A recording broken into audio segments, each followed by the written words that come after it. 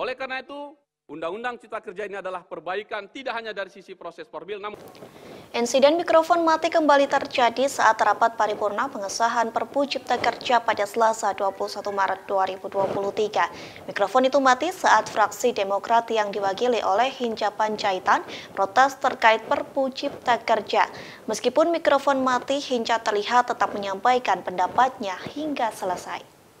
Rapat tersebut dipimpin oleh Ketua DPR RI Puan Maharani. Hinca pun melakukan interupsi dalam rapat tersebut. Ia ingin menyampaikan pendapatnya terkait penolakan Perpu Cipta Kerja. Anggota dari fraksi Demokrat itu pun sempat meminta menyampaikan protesnya di atas panggung. Hal itu dimintanya agar tak ada batasan waktu dalam menyampaikan aspirasinya. Interupsi itu pun disetujui oleh Puan Maharani dan Puan hanya memberikan waktu 5 menit bagi Hinca untuk mengutarakan pendapatnya. Kemudian Hinca membeberkan alasannya menolak Perpu Cipta Kerja. Ia menganggap keputusan tersebut dibuat secara terburu-buru sehingga Undang-Undang Cipta Kerja tersebut tidak memiliki substansi hukum hingga dianggap kebijakan yang mengandung kepentingan memaksa. Hinca juga mengatakan Undang-Undang Cipta Kerja itu bisa memerangus hak-hak buruh di Indonesia. Bahkan dengan adanya Undang-Undang Cipta Kerja itu ditakutkan tidak ada prinsip keadilan sosial, pasalnya tidak sesuai dengan ekonomi kerja. Selesai menyampaikan beberapa poin tersebut, mikrofon yang digunakan oleh Hinca langsung mati.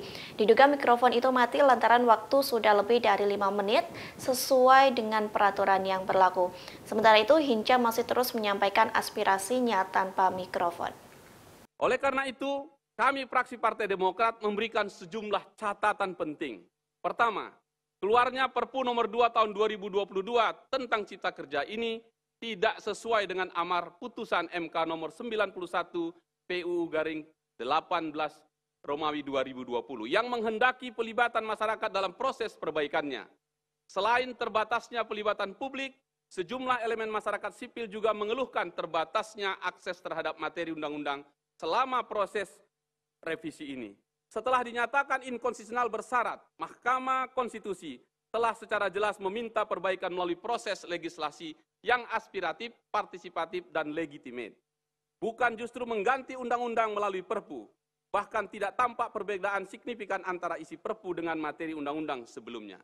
Artinya, keluarnya Perpu Cipta Kerja ini adalah kelanjutan dari proses legislasi yang tidak aspiratif dan tidak partisipatif, sehingga esensi demokrasi diacuhkan. Hukum dibentuk untuk melayani kepentingan rakyat, bukan untuk kepentingan para elit.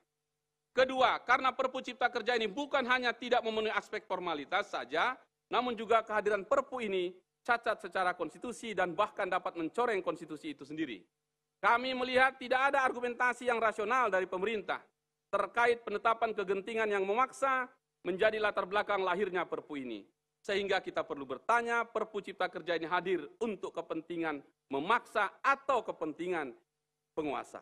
Ketiga, kami melihat bahwa hadirnya Perpu Cipta Kerja ini bukan menjadi solusi dan permasalahan ketidakpastian hukum dan ekonomi di Indonesia.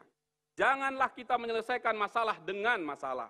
Terbukti pasca terbitnya Perpu ini, masyarakat dan kaum buruh masih berteriak menggugat lagi tentang skema upah minimum, outsourcing, perjanjian kerja waktu tertentu, aturan PHK, TKA, skema cuti, dan lainnya.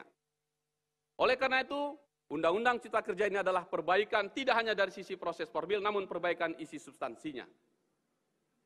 Pimpinan anggota